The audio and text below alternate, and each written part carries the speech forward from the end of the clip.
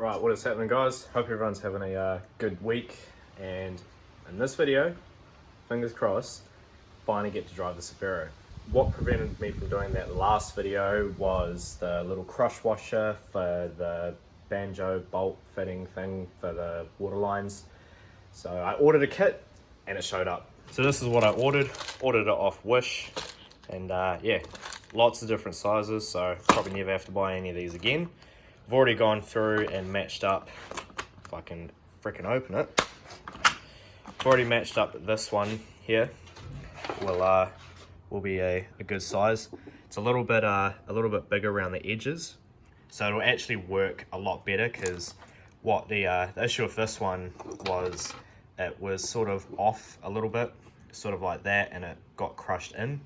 So yeah, this one should be pretty good. So we'll get this on, fill the radiator up with fluid, and then if it starts pissing out, has it worked? If it works, it works, I guess. So yeah, put that on now, and then yeah, fingers crossed it does, because then we can take it for a drive after I button up a few other small little bits and pieces here and there.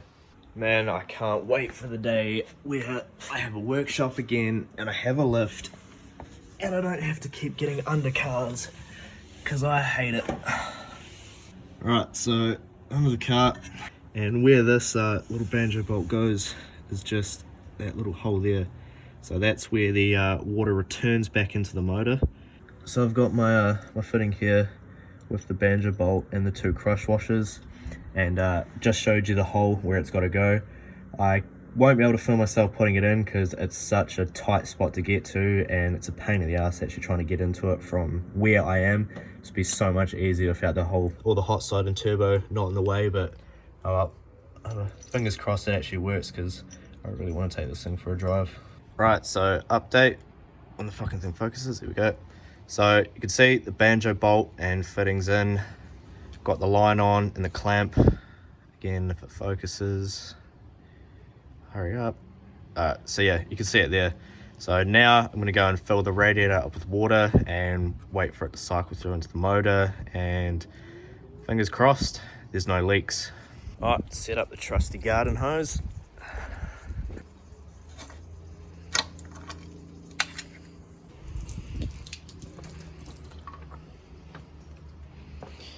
Alright, now painstaking time to fill this up and to see if we get any leaks.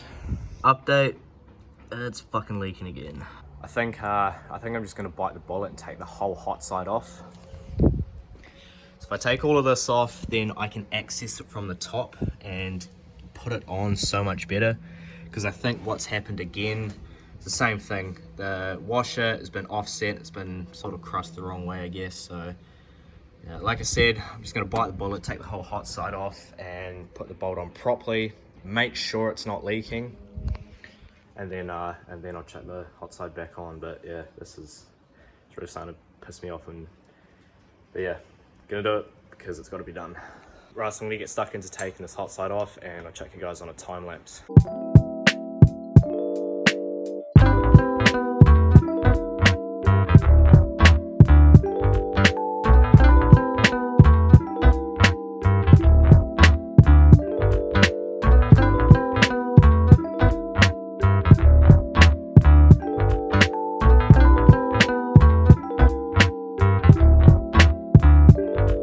Finally got this fucking hot side off.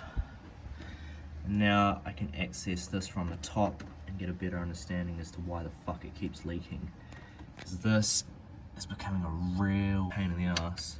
Right, so I have finally fixed that stupid water leak. This thing has been getting at me for quite a while now. This has been the big hold up, and finally got it sorted. So was able to position the little crush washer in the right position and tighten it up without all of this here, because when all of this was here I was having to do it from the bottom, and I could really only get one arm sort of up through this gap here.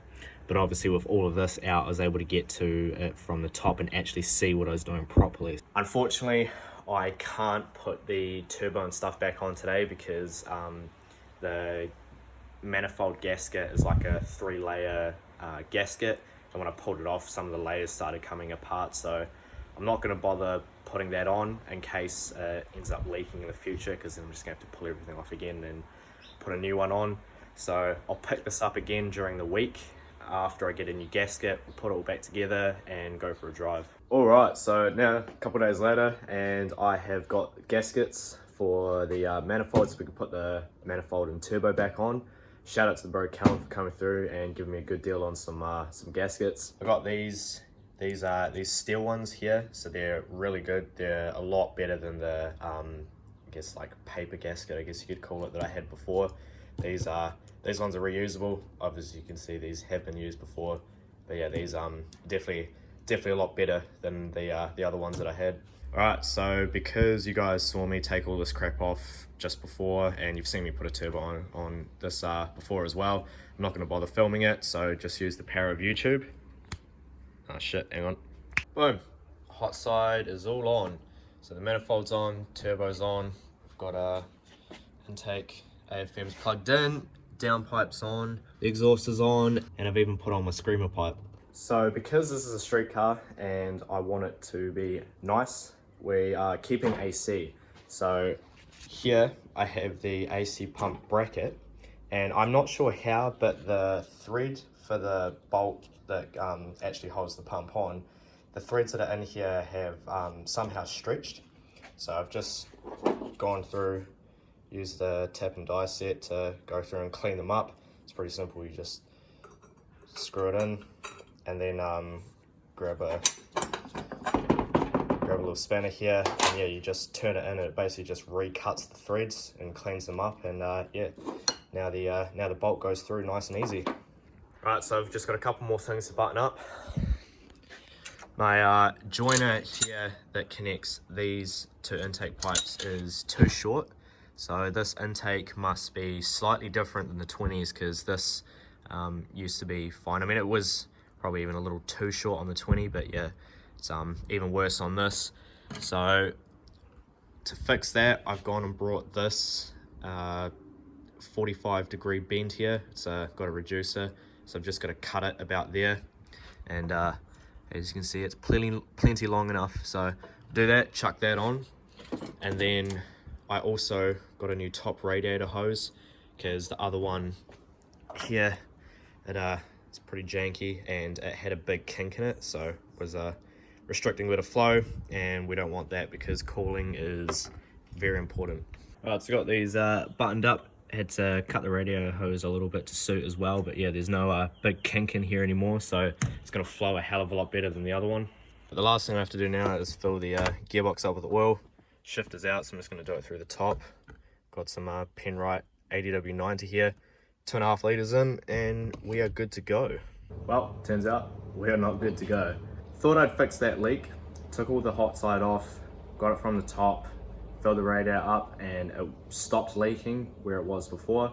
So I put all the turbo and stuff back on, and then when I went to start it up, obviously with the water pump actually going and the system was pressurized, it was still leaking. So I was pretty much stumped. I had no fucking idea what was going on, but what I'm trying to do at the moment is try and keep a video ahead, like a week ahead in videos. And so something that was filmed sort of over Christmas and a couple weeks ago went up after I'd actually filmed what you guys just saw. And someone actually commented that I was using the wrong banjo. So I went and looked at the line, which is this one here. And that right there is the one that I should have cut to use, but instead I chopped this end. I'm an idiot. I'm a fucking idiot. Thank you to the guy that commented. You saved my ass big time. So what I now have to do is chop this end off, because this is the end that goes onto the block, and the end that I chopped was actually the end that goes onto the turbo, which is a little bit bigger, and yeah, which meant that no matter what I did, it was always going to leak. So unfortunately, because I want to get a video out this week and I wasn't able to do anything over the weekend, not going to be driving it in this video. I know I keep saying that it's going to be driving, but I'm still learning, make dumbass mistakes like that, but at least it's figured out now, so 100% in the next video it'll be going. and I'll be doing that sometime during this week, because this weekend we're going to Kaikoura to do some drifting. So yeah, the next few videos are going to be some good content other than the last crap that you've been getting because of my dumbass errors and mistakes. But anyway, cheers for watching guys, and I'll catch you in the next one.